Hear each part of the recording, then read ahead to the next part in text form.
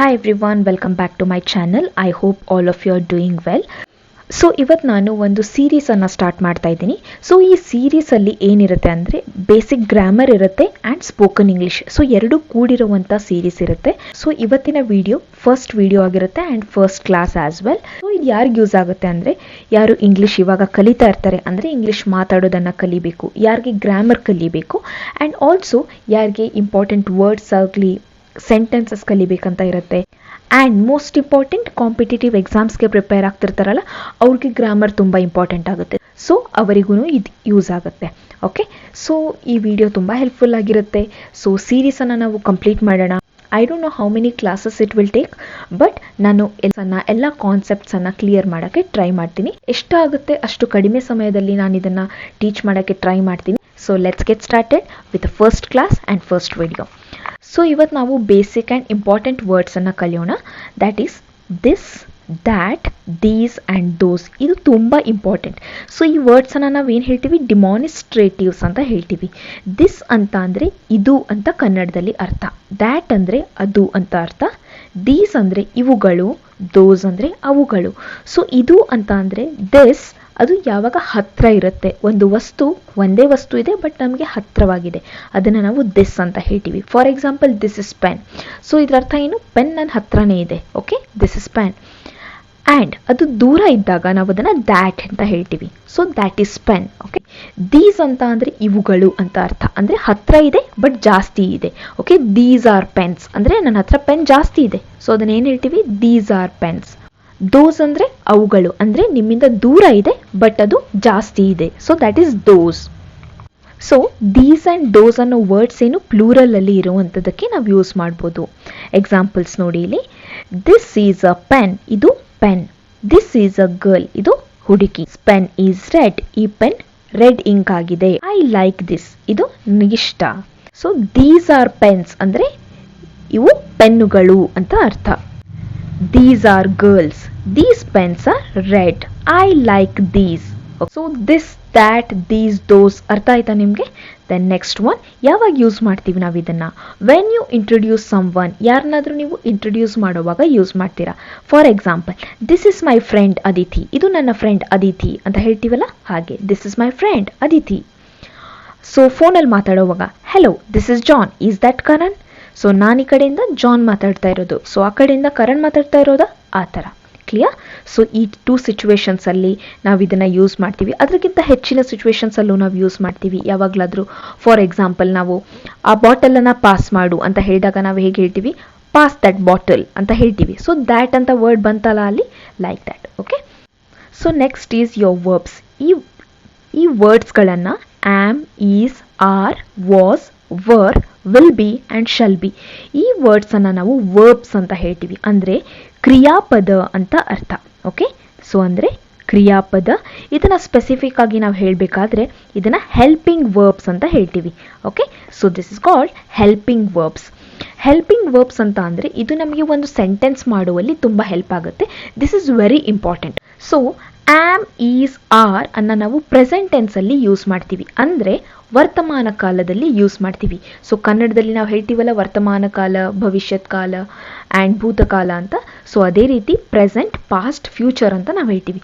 Present tense ಅಂದರೆ ವರ್ತಮಾನ ಕಾಲದಲ್ಲಿ ನಡೆಯುವಂಥದ್ದು. ಆಮ್, ಈಸ್, ಆರ್ ಇದನ್ನು ನಾವು ಪ್ರೆಸೆಂಟ್ ಟೆನ್ಸಲ್ಲಿ ಯೂಸ್ ಮಾಡ್ತೀವಿ. ವಾಸ್ ಆ್ಯಂಡ್ ವರ್ ಅನ್ನು ಪಾಸ್ಟಲ್ಲಿ ಯೂಸ್ ಮಾಡ್ತೀವಿ. Will be and shall be ಫ್ಯೂಚರಲ್ಲಿ ಯೂಸ್ ಮಾಡ್ತೀವಿ. ಸೊ ಎಕ್ಸಾಂಪಲ್ಸ್ ನೋಡಿ ಯಾವಾಗ ಯೂಸ್ ಮಾಡ್ಬೋದು ಅಂತ.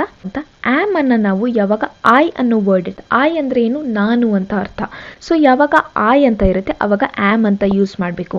ಐ ಆಮ್ ಟೀಚಿಂಗ್, ನಾನು ಹೇಳ್ಕೊಡ್ತಾ ಇದ್ದೀನಿ, ಟೀಚ್ ಮಾಡ್ತಾ ಇದ್ದೀನಿ. ಓಕೆ, ಐ ಆಮ್ ಅಂತ ಬಂತು, ರೈಟ್? ಸೊ ಐ ಅಂತ ಇದ್ದಾಗ ಆಮ್ ಅಂತ ಯೂಸ್ ಮಾಡಬೇಕು. ಈಸ್ ಯಾವಾಗ ಯೂಸ್ ಮಾಡ್ತೀವಿ, she, he, it, any noun. Any noun ಅಂದರೆ ಯಾವುದೇ ಒಂದು ನಾಮಪದಗಳಿದ್ದಾಗ ನಾವು ಯೂಸ್ ಮಾಡ್ತೀವಿ.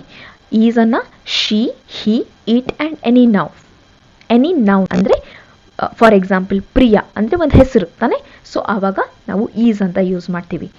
ಆರ್ ಅನ್ನು ನಾವು ಯು ಯೂಸ್ ಮಾಡ್ತೀವಿ. ಆ್ಯಂಡ್ ಪ್ಲೂರಲ್ ಅಂದರೆ ಏನು, ಬಹುವಚನದಲ್ಲಿದ್ದಾಗ.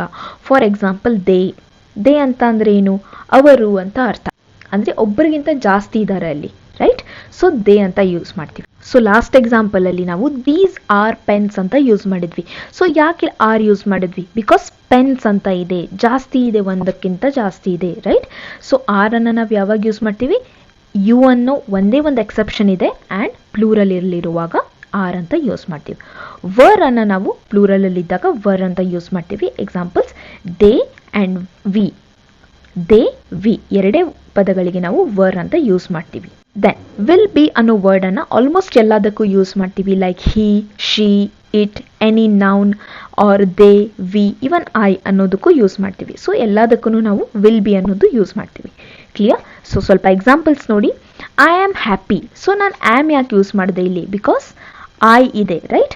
ಐ ಆಮ್ ಹ್ಯಾಪಿ, ನಾನು ಖುಷಿಯಾಗಿದ್ದೇನೆ. She is good. ಈಸ್ ಯಾಕೆ ಯೂಸ್ ಮಾಡಿದೆ? ಬಿಕಾಸ್ ಶಿ ಅಂತ ಇದೆ, ರೈಟ್? ಸೊ ನೋಡಿ ಇಲ್ಲಿ ಈಸ್ ಯಾವಾಗ ಯೂಸ್ ಮಾಡ್ತೀವಿ? She, he, it, any noun ಇದ್ದಾಗ ಈಸ್ ಅಂತ ಯೂಸ್ ಮಾಡ್ತೀವಿ. They are not good. Are ಅಂತ ಯಾಕೆ ಯೂಸ್ ಮಾಡಿದ್ವಿ? ಬಿಕಾಸ್ ದೇ ಅಂತ ಇದೆ. ದೇ ಅಂದ್ರೆ ಏನು? ಅವರು ಅಂತ ಅರ್ಥ. ಒಬ್ರಿಗಿಂತ ಜಾಸ್ತಿ ಇದ್ದಾರೆ ಅಲ್ಲಿ, ಜನರ ಗುಂಪಿದೆ ಅಲ್ಲಿ, ರೈಟ್? ಸೊ ಅವ್ರನ್ನ ನಾವೇನು ಹೇಳ್ತೀವಿ? ದೇ ಅಂತ ಹೇಳ್ತೀವಿ. They are not good. I was with him. So was ಯಾಕೆ ಯೂಸ್ ಮಾಡಿದ್ವಿ? ಬಿಕಾಸ್ ಐ ಅನ್ನೋ ವರ್ಡ್ ಇದೆ and it is past tense. So is ಅನ್ನ ಹೇಗೆ ಪ್ರೆಸೆಂಟ್ ಟೆನ್ಸ್ ಅಲ್ಲಿ ಯೂಸ್ ಮಾಡ್ತಾ ಇದ್ದೀವಿ, ಹಾಗೆ ವಾಸ್ ಅನ್ನ ನಾವು ಪಾಸ್ಟ್ ಟೆನ್ಸ್ ಅಲ್ಲಿ ಯೂಸ್ ಮಾಡ್ತೀವಿ. For example, I was with him. So ಇಲ್ಲಿ ನೀವು ಶಿ ಅಂತಾನು ಯೂಸ್ ಮಾಡ್ಬೋದು. ಶಿ ವಾಸ್ ವಿತ್ ಹಿಮ್ ಅಂತ ಯೂಸ್ ಮಾಡ್ಬೋದು.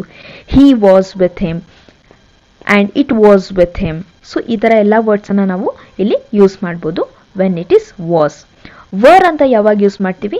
It is past tense of are. Are ಅನ್ನ ಹೇಗೆ ನೀವು ಬಹುವಚನ ಇರುವಾಗ ಯೂಸ್ ಮಾಡ್ತಿದ್ರಿ, ಹಾಗೇನೆ ಪಾಸ್ಟ್ ಟೆನ್ಸ್ ಅಲ್ಲಿ ಇದ್ದಾಗ ಆ್ಯಂಡ್ ಅದು ಪ್ಲೂರಲ್ ಅಲ್ಲಿ ಇದ್ದಾಗ ವರ್ ಅಂತ ಯೂಸ್ ಮಾಡ್ತೀವಿ. ಸೊ ವಿ ಅಂದ್ರೆ ನಾವು ಅಂತ ಅರ್ಥ. ಇಲ್ಲಿ ನಾನು ಒಬ್ಬಳ ಬಗ್ಗೆ ಮಾತಾಡ್ತಾ ಇಲ್ಲ, ನಾವೆಲ್ಲರೂ ಸೇರಿ ಮಾತಾಡ್ತಾ ಇದ್ದೀನಿ. ಅಂದ್ರೆ ಎಲ್ಲರನ್ನೂ ಸೇರಿಸಿ ಮಾತಾಡ್ತಾ ಇದ್ದೀನಿ, ನಾವೆಲ್ಲರೂ, ರೈಟ್? ವಿ ನಾವೆಲ್ಲರೂ ಅಂತ ಅರ್ಥ. We were playing. ನಾವೆಲ್ಲರೂ ಆಟ ಆಡ್ತಾ ಇದ್ವಿ. We were playing. ವಿ ಅನ್ನೋ ವರ್ಡ್ ಇಲ್ಲಿ ಪ್ಲೂರಲ್ ಆಗಿರೋದ್ರಿಂದ ನಾವು ವರ್ ಅಂತ ಯೂಸ್ ಮಾಡ್ತೀವಿ, ವಿಚ್ ಇಸ್ ಪಾಸ್ಟ್ ಟೆನ್ಸ್. ಅದೇ ಪ್ರೆಸೆಂಟ್ ಟೆನ್ಸ್ ಅಲ್ಲಿ ಇದ್ದಾಗ ನಾವು ಆರ್ ಅಂತ ಯೂಸ್ ಮಾಡ್ತೀವಿ. Clear? He will be there. ಅವನು ಅಲ್ಲಿ ಇರ್ತಾನೆ. He will be there. So will be and shall be ನಾವೆಲ್ಲದಕ್ಕೂ ಯೂಸ್ ಮಾಡ್ಬೋದು.